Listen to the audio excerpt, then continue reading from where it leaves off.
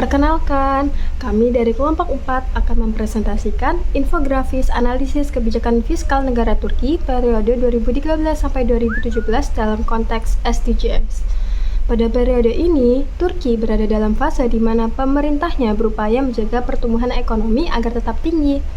Fokus utamanya adalah untuk mendorong permintaan domestik, terutama konsumsi masyarakat. Alasannya cukup mendasar. Dalam struktur PDB, produk domestik bruto, konsumsi rumah tangga merupakan komponen yang terbesar. Dengan meningkatkan konsumsi, pertumbuhan ekonomi bisa dipacu dalam waktu yang relatif lebih singkat.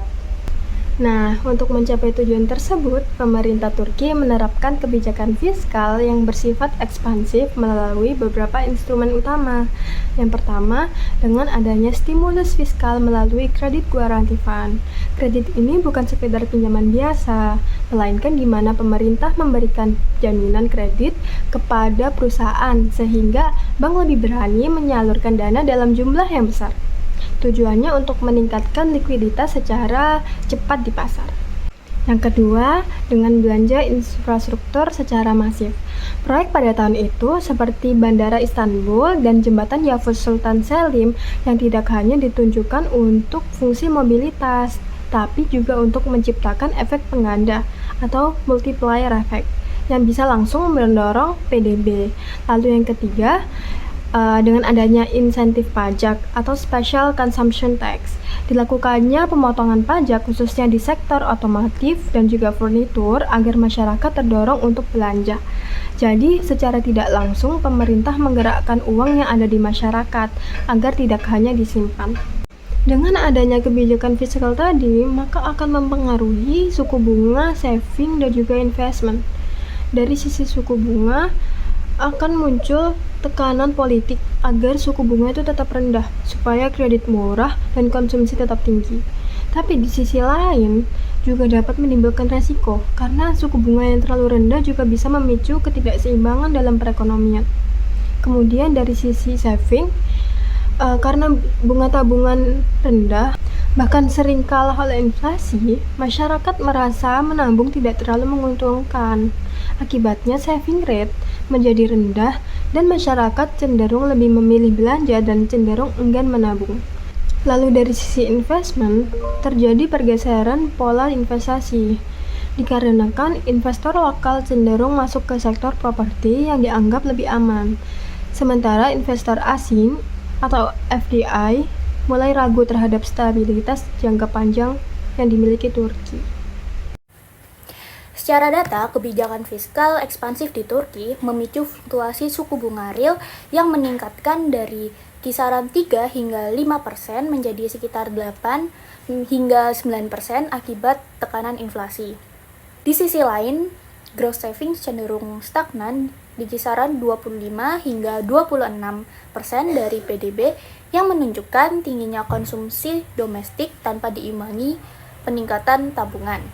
Sementara itu, investasi asing atau FDI menurun dari sekitar 1,6% menjadi 1,4% dari PDB akibat ketidakpastian pasar. Kondisi ini menunjukkan adanya domestic saving gap, yaitu ketidakseimbangnya antara kebutuhan investasi dan tabungan domestik, sehingga ketergantungan terhadap modal asing tetap tinggi. Dalam konteks SDG 8, kebijakan ini berhasil mendorong pertumbuhan ekonomi yang cukup tinggi, yaitu rata-rata di atas 5%. Namun, pertumbuhan tersebut belum sepenuhnya berkualitas karena tidak diikuti dengan peningkatan stabilitas ekonomi jangka panjang. Sisi positif dari kebijakan ini adalah pertumbuhan ekonomi berhasil dipertahankan dalam jangka pendek. Aktivitas ekonomi meningkat dan konsumsi masyarakat tetap terjaga. Namun, terdapat beberapa kelemahan. Pertumbuhan ekonomi cenderung rapuh karena bergantung pada utang, bukan pada produktivitas sektor real seperti manufaktur. Tingkat pengangguran juga masih tinggi, yaitu di atas 10%, dan inflasi mulai meningkat, yang dapat menurunkan daya beli masyarakat. Selain itu, investor asing menjadi ragu karena adanya defisit transaksi berjalan dan pelemahan nilai mata uang lira. Secara keseluruhan, kebijakan fiskal ekspansif di Turki pada periode 2013 hingga 2017 efektif sebagai solusi jangka pendek untuk mendorong pertumbuhan ekonomi. Namun, kebijakan ini menimbulkan resiko jangka panjang, terutama karena rendahnya tabungan domestik dan ketidakstabilan investasi asing. Dalam konteks SDG 8, pertumbuhan ekonomi memang tercapai, tetapi belum berkelanjutan.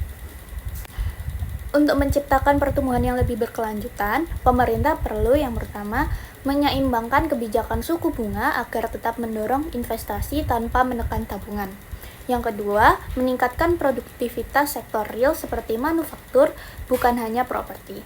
Yang ketiga, menciptakan stabilitas ekonomi untuk meningkatkan kepercayaan investor asing. Dari kasus negara Turki ini, kita belajar bahwa pertumbuhan ekonomi yang tinggi saja tidak cukup. Yang lebih penting adalah memastikan pertumbuhan tersebut berkualitas dan berkelanjutan.